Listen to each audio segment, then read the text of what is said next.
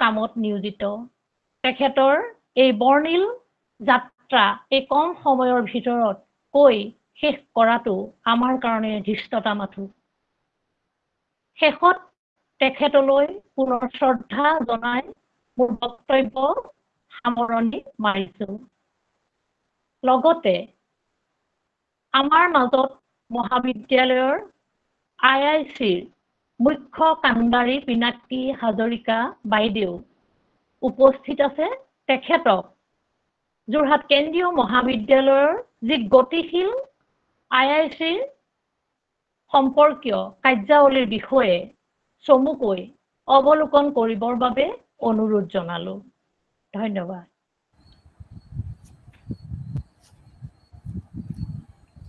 Thank you, Beauty. A very good evening to all of you present on this online platform.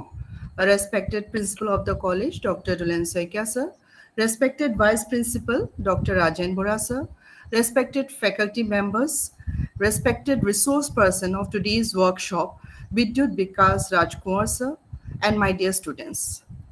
Today, the Department of Mathematics and Philosophy, in collaboration with IIC Jorhat Kendriya Mahavidyalaya, have organized a workshop on a very significant topic, that is accelerator incubation opportunity for students and faculties, early stage entrepreneur.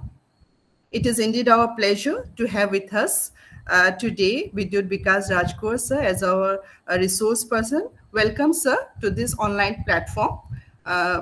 So we hope the students as well as the faculty member will be much benefited from your talk, sir, today. So on this occasion, on this special occasion, I would like to take this opportunity to tell a few lines on the incubation and innovation cell of Jorhat Kendriya Mahavidyalaya. To promote the innovation and entrepreneurship endeavors among students, an Incubation and Innovation Council registered under IIC of Ministry of Education's Innovation Cell, Govt of India, was formed in Jorhat Kendriya Mahavidyalaya on February 2021. The cell acted as a facilitator for the establishment and nurturing of the startup ecosystem in the college by providing the adequate infrastructural support, training, development, mentorship, and proper networking. Under the aegis of IIC JKM, many innovative idea drop competitions, workshops, celebration activities, cell-driven activities, impact lecture series, national seminars, and released many startups, trademarked applied activities were undertaken, and many proposals have been taken to work out in near future. Apart from this, the students mentored by IIC JKM have also released many startup products and earned revenue from it. Startups and initiatives of IIC JKM, I'm just pointing out some of the initiatives and the startups which were released by IIC JKM. One is the JKM startup product, that is the Krishi Mitra Vermicompost.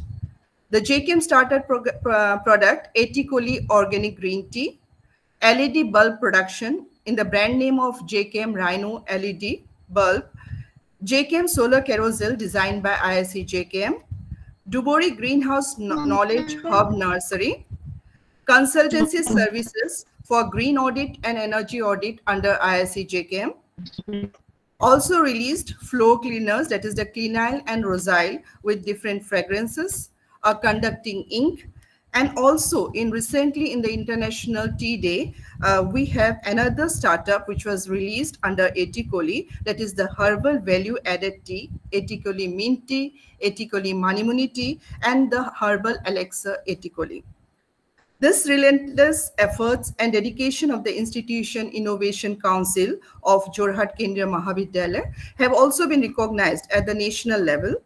The Institution Innovation Council of Jorhat Kendriya Mahavidyalaya has earned a remarkable distinction in the academic year 2023-24 by achieving a prestigious 3.5-star ranking from the Ministry of Education's Innovation Cell and the Institution's Innovation Council, Govt of India.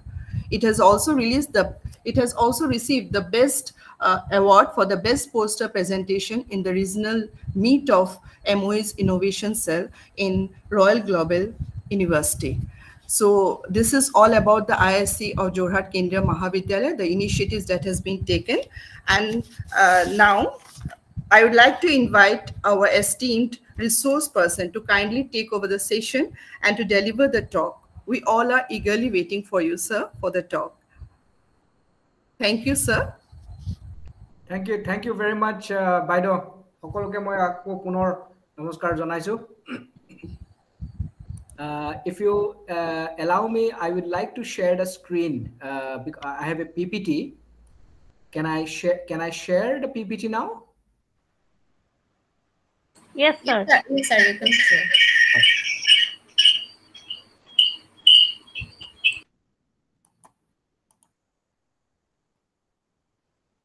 Just let me know if the PPT is visible.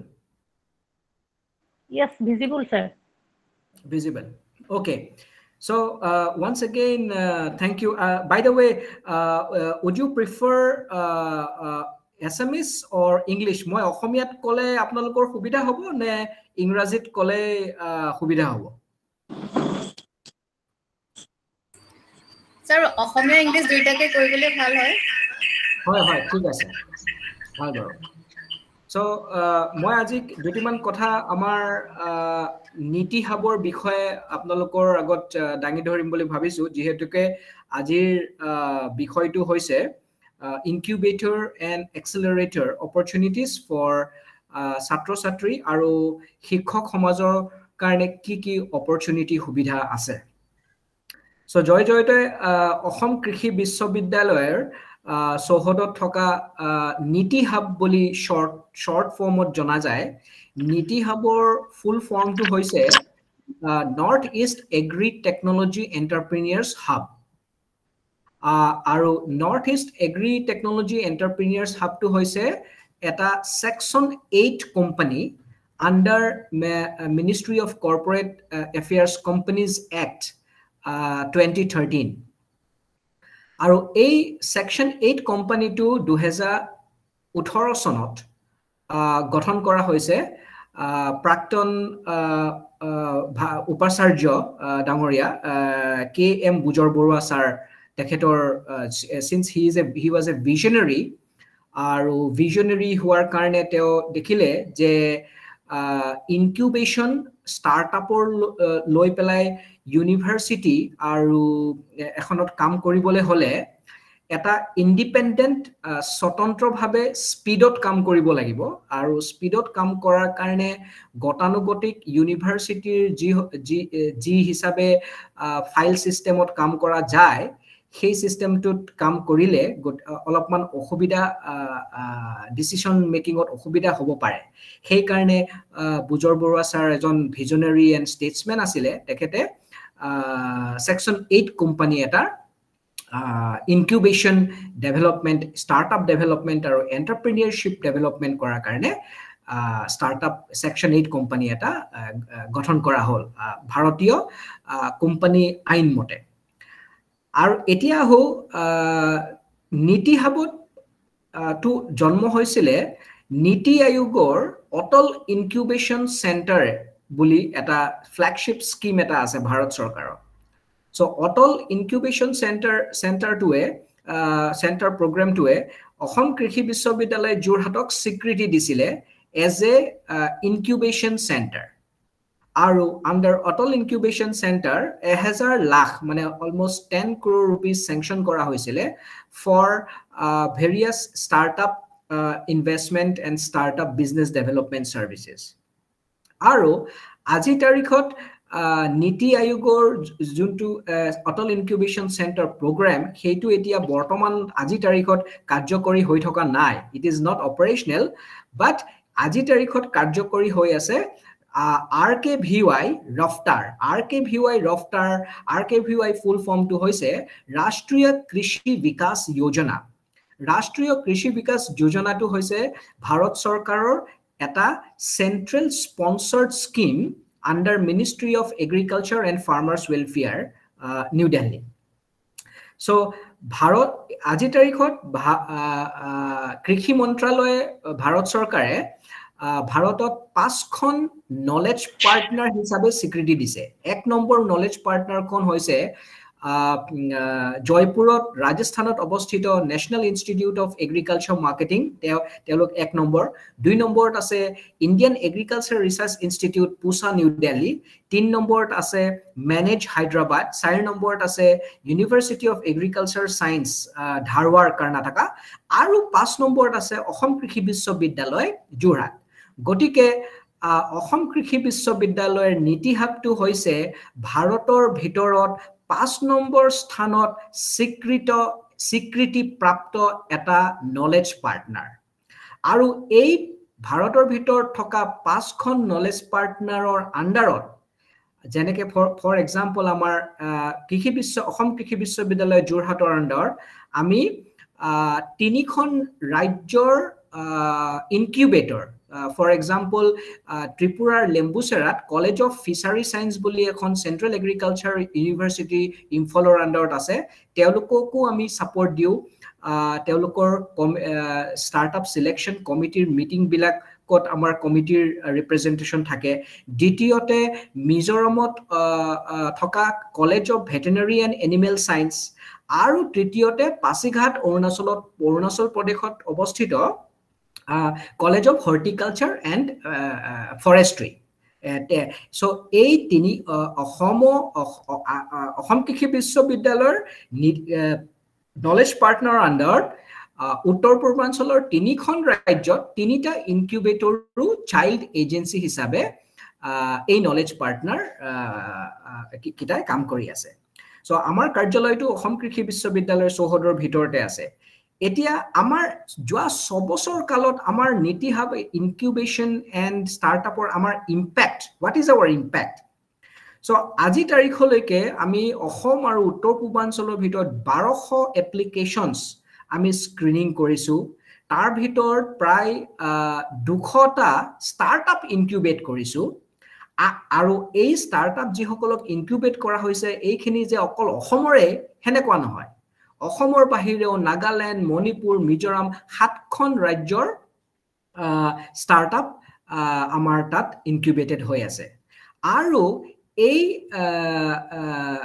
200 incubated ষ্টাৰ্টআপছৰ ভিতৰত 62টা 62 ষ্টাৰ্টআপছে আজি তাৰিখলৈকে 6.92 crore already প্ৰায় 7 কোটি টকা এওঁলোকক grant অনুদান হিচাপে already দি দিয়া হৈছে আৰু এই অনুদানটো কেতিয়াও তেওঁলোকে আমাকো ঘূৰাই দিব নালাগে আৰু ভাৰত চৰকাৰকো ঘূৰাই দিব নালাগে আৰু মই জনাব পাই বহুত সুখী হৈছো আজি যে এই 62টাৰ ভিতৰত 4টা এনেকুৱা ষ্টাৰ্টআপ কোম্পানী আছে আৰু ইয়াৰ ভিতৰত এটা এই 4টাৰ ভিতৰত এটাটো আমাৰ কেন্দুগুৰি যোৰহাটতে আছে ক্ৰাফট ইন হোম ডেকৰ যাৰ স্বত্বাধিকাৰী পৰীক্ষিত বৰকাকতি এই 4টা ষ্টাৰ্টআপ কোম্পানীয়ে ভেঞ্চাৰ ক্যাপিটেল ৰেইজ কৰাত সক্ষম হৈছে আৰু কিমান টকাৰ ভেঞ্চাৰ ক্যাপিটেল ৰেইজ কৰিছে এই 4টা ষ্টাৰ্টআপে 7.25 crore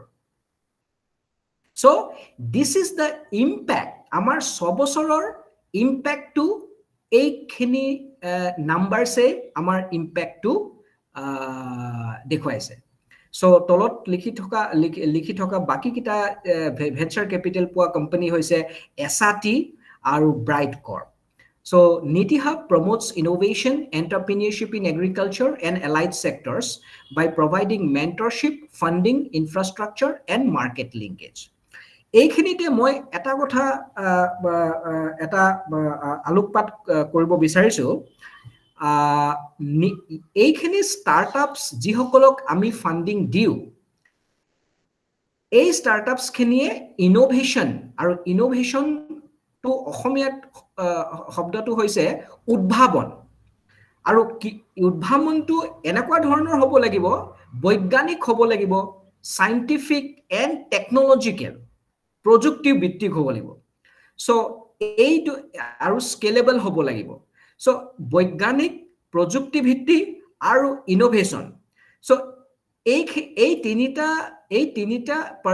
তিনিটা প্যাৰামিটাৰ চাই পেলাই হে আমি ষ্টাৰ্টআপ সকলক আমাৰ ইনকিউবেশন প্ৰসেছত লওঁ গটিকে আমাৰ ষ্টাৰ্টআপ সকল যদি কোনোবাই এনে ধৰক মাছ পালন মিন পালন কৰি আছে তাত যদি একো বৈজ্ঞানিক নাইবা উদ্ভাৱন নাই তেতিয়া হলে আমাৰ তাত এপ্লিকেশন দি তেওঁলোকৰ কোনো হেৰি নাই আমি তেনেকুৱা ধৰণৰ ষ্টাৰ্টআপ এপ্লিকেশন নিবিচাৰো আৰু তেনেকুৱা ধৰণৰ ষ্টাৰ্টআপে নৰ্মেল বেংক মানে ষ্টেট বেংক কেনাৰা বেংক তেওঁলোকৰ তাত যোৱা ভাল আমাৰ তাত এনেকুৱা ষ্টাৰ্টআপ আহিব লাগিব এপ্লিকেশন বিচাৰো যি সকলে বৈজ্ঞানিক হেৰি এপ্লিকেশন টু প্ৰমাণ কৰি দেখুৱাব পাৰিব লাগিব আৰু প্ৰযুক্তি আৰু বৈজ্ঞানিক বুলি ক'লে তাত গোটেইখিনি কথা সাঙুৰ খাই যায় ম্যাথমেটিক্স ফিজিক্স কেমিষ্ট্ৰি প্ৰযুক্তি সো তেনেকুৱা ধৰণৰ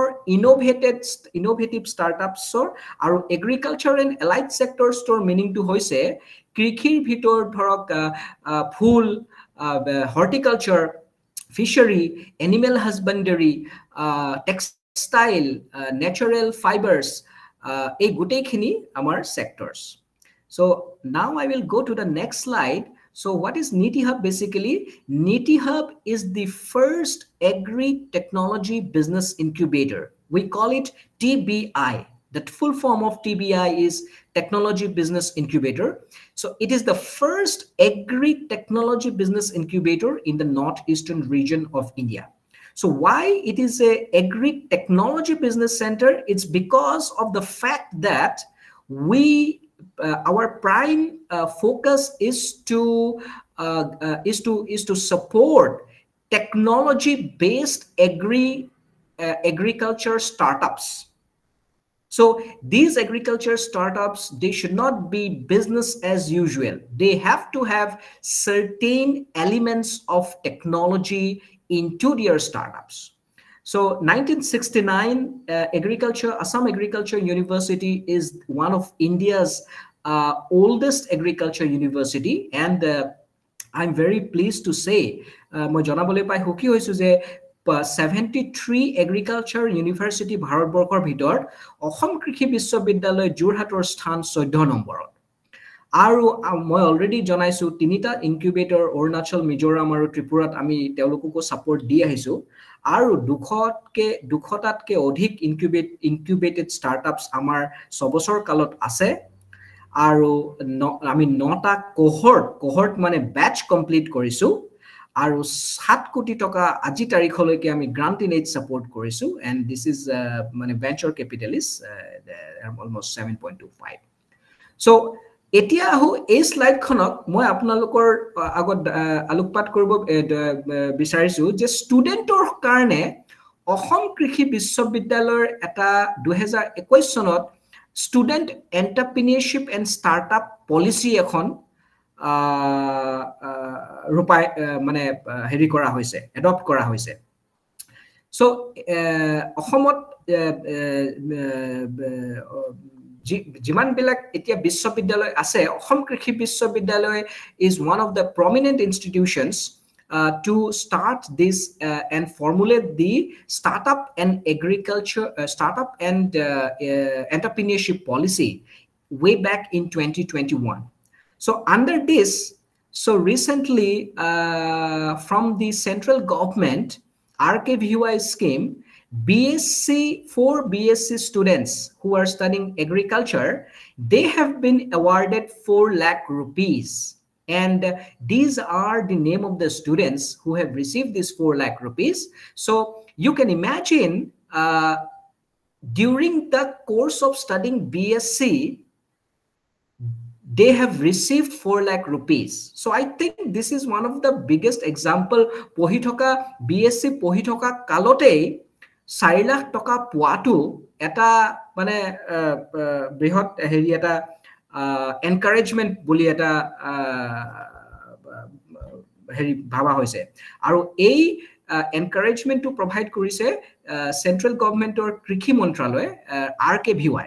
So RKVY has provided this money to grant to these 4 BSc students, out of which their area of work is, one of them is Mr. Nirupam Das. He has worked on